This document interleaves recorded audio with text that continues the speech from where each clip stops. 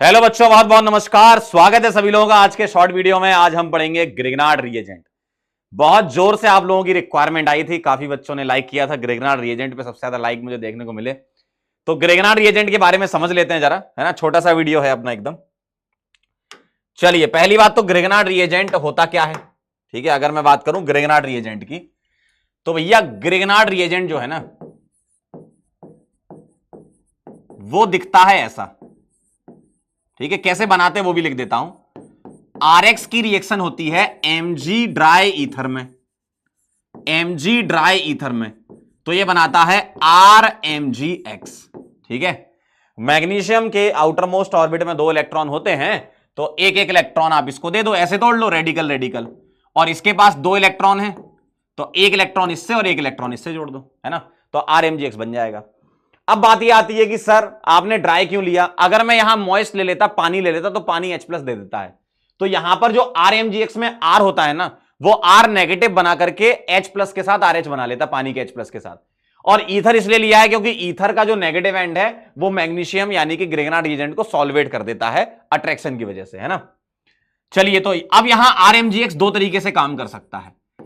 एक होता है R एक्चुअल नेगेटिव MgX, ऐसे लिख सकते हो आप, और दूसरा होता है R डेल्टा नेगेटिव MgX, इस तरीके से लिख सकते हो आप, ठीक है। इस तरीके से आप लिख सकते हो, यानी कि R नेगेटिव जो है अगर वो हुआ तो एज अ बेस काम करेगा, क्योंकि ग्रिग्नार्ड रिएजेंट में 50% आयनिक 50% कोवेलेंट कैरेक्टर होता है, तो ये R- एज अ बेस काम करता है, एज अ बेस। और ये जो R डेल्टा नेगेटिव है, पार्शियल नेगेटिव, वो एज अ न्यूक्लियोफाइल काम करता है, मतलब ये दोनों ही काम कर सकता है। अब कौन सा कहां पर करता है, यहां पर 2 प्रकार की अलग अलग रिएक्शन होती है ना, जिसमें बेस की तरह काम करे और न्यूक्लियोफाइल की तरह काम करे। तो पहला केस मैं बता रहा हूं, case number 1, act as base. अगर बेस की तरह काम करेगा तो मुझे क्या करना होगा, जो R नेगेटिव होता है ना ग्रिग्नार्ड रिएजेंट का, वो H+ के साथ रिएक्ट कर लेगा, तो R नेगेटिव H+ के साथ RH बना लेगा, ठीक। R नेगेटिव H+ के साथ क्या बना लेगा, RH बना लेगा। क्लियर है एकदम। सर इस MgX का क्या होगा, वो इसके नेगेटिव पार्ट से जुड़ा जाएगा। जैसे मान लीजिए, सपोज मेरे पास लिखा है RMgX और इसकी रिएक्शन में करवा दूं पानी के साथ, तो पानी में है H+ OH-, और यहां है ये नेगेटिव, ये 2 पॉजिटिव और ये नेगेटिव, तो ये R नेगेटिव क्या करेगा, H+ को ले लेगा, ये RH बना लेगा, और Mg किसको ले लेगा, OH को ले लेगा, तो MgOH बना लेगा। अब तुम्हें कैसे पता चलेगा कि H+ हमें कहां से मिलेगा, तो मैंने इसकी आपको ट्रिक बताई थी। आपको H+ ढूंढना है, कहां कहां ढूंढना है, ध्यान से देखिएगा। आपको H+ ढूंढना है यहां पर, देखिए, कार्बन, ऑक्सीजन, नाइट्रोजन, सल्फर, कंस में H ढूंढने, तुमको कहां ढूंढने, कंस में ढूंढने, कंस में। और यहां पर ये जो कंस में C होता है ना, ये कार्बन होता है, लेकिन हर एक कार्बन ऐसा नहीं करता, है ना, हर एक कार्बन ऐसा नहीं करता, ध्यान सुन लो। यहां जो C लिखा है, यानी कि ये टर्मिनल अल्काइन वाला C है, या तो ये हो सकता है या फिर ये हो सकता है, मतलब H+ तुमको मिलना चाहिए, ठीक। इस तरीके से होता है ये। ऑक्सीजन से जुड़ा हुआ H एसिडिक इसलिए होता है क्योंकि ऑक्सीजन पर नेगेटिव बनेगा तो इलेक्ट्रोनेगेटिव ज्यादा, आसानी से H+ निकाल देगा, तो ये आसानी से H+ निकाल देता है। नाइट्रोजन पे भी आसानी से H+ निकल जाता है क्योंकि इलेक्ट्रोनेगेटिव एलिमेंट है। सल्फर पर आसानी से H+ निकल जाता है क्योंकि S पर नेगेटिव चार्ज स्टेबल है ड्यू टू बिगर साइज, है ना।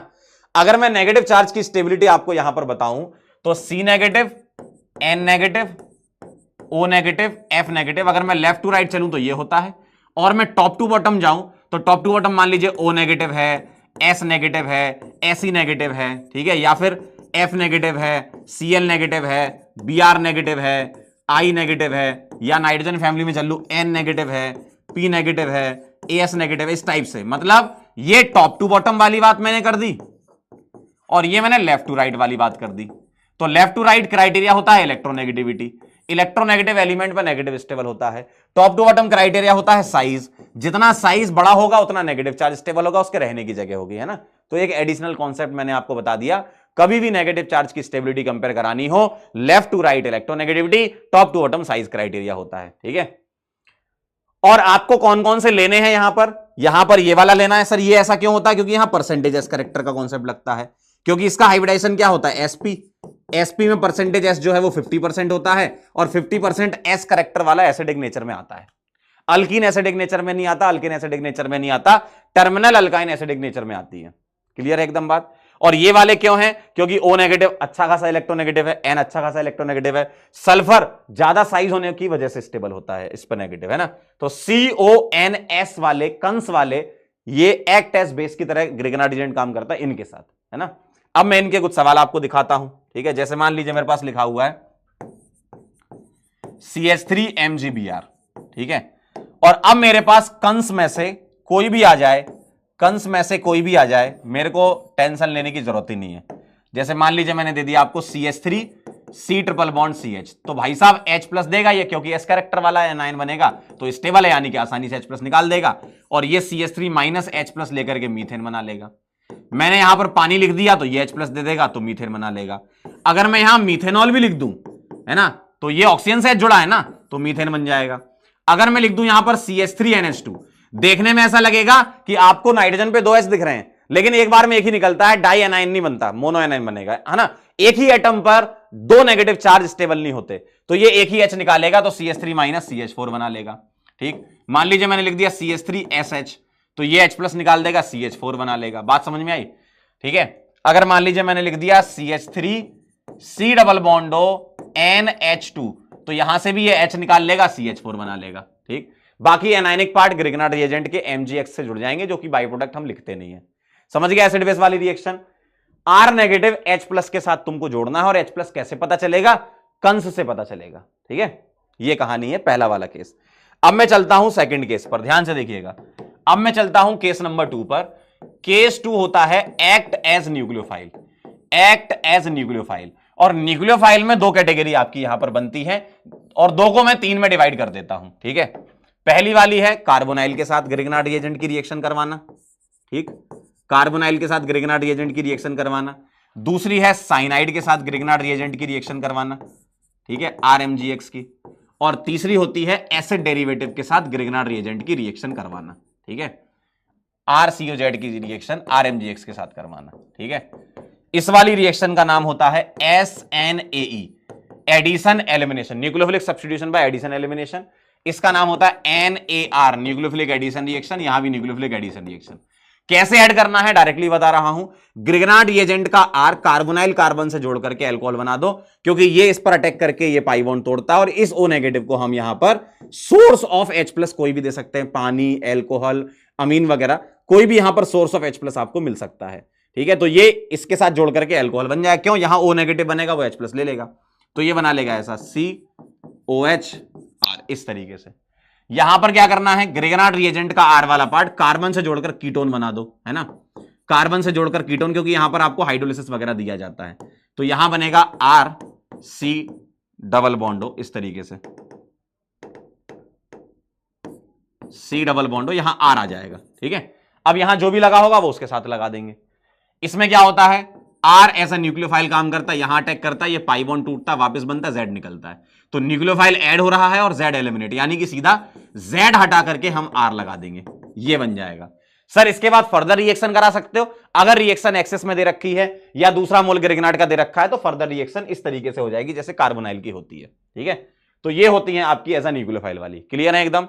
एसिड बेस वाली क्लियर है, न्यूक्लियोफाइल वाली रिएक्शन क्लियर है। मैं आपको न्यूक्लियोफाइल वाले सवाल करवा देता हूं। जैसे मान लीजिए मेरे पास दे रखा है CH3 C double bond OH, और इसकी रिएक्शन मेरे को करवानी है CH3 MgBr followed by H+, ऐसा दे रखा होगा। तो ग्रिगनार्ड रिएजेंट का R कार्बोनाइल कार्बन से जोड़ करके अल्कोहल, क्योंकि ये बॉन्ड टूटेगा तो अल्कोहल बन जाएगा, तो CH3C, यहां O नेगेटिव के साथ H जुड़ जाएगा और यहां पर CH3 आ गया। ठीक है, ये कार्बोनाइल वाली रिएक्शन हो गई।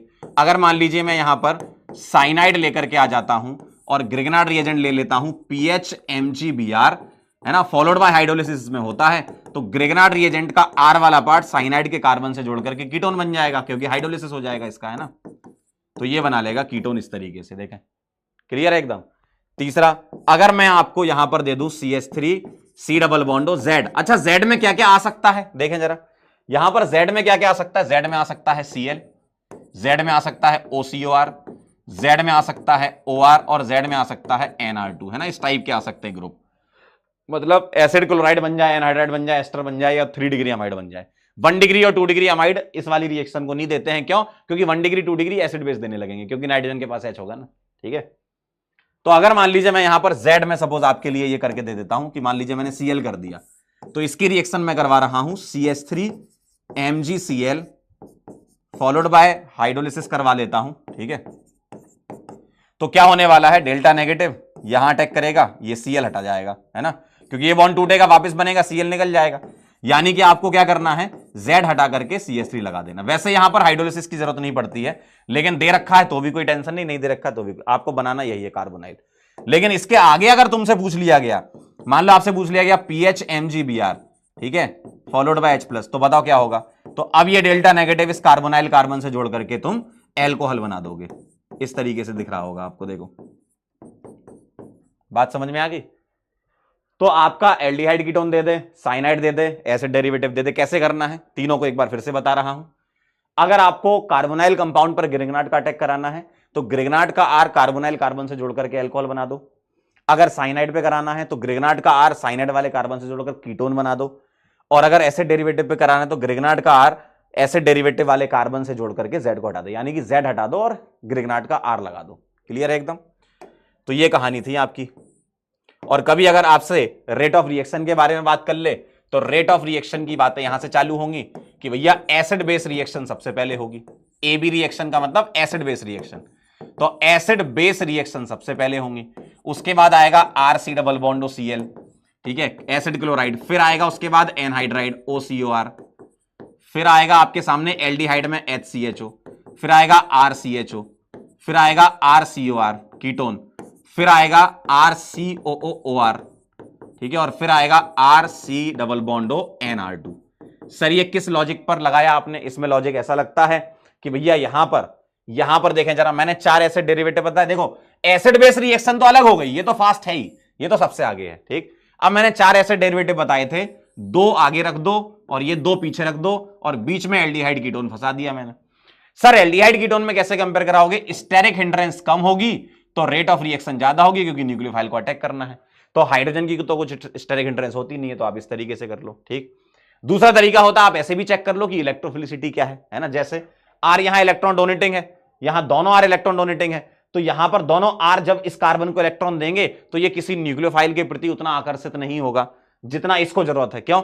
ये कार्बन बोलेगा मेरे पास तो दोनों जगह R लगे, मेरे को तो मस्त इलेक्ट्रॉन मिल रहे हैं। ठीक है, यहां पर एक ही जगह से R मिल रहा है और यहां पर दोनों जगह H है, तो ऑब्वियसली यहां पर रेट ऑफ रिएक्शन सबसे ज्यादा होगी ना। तो आप इलेक्ट्रोफिलिसिटी से भी कर सकते हो, स्टेरिक हिंड्रेंस से भी कर सकते हो।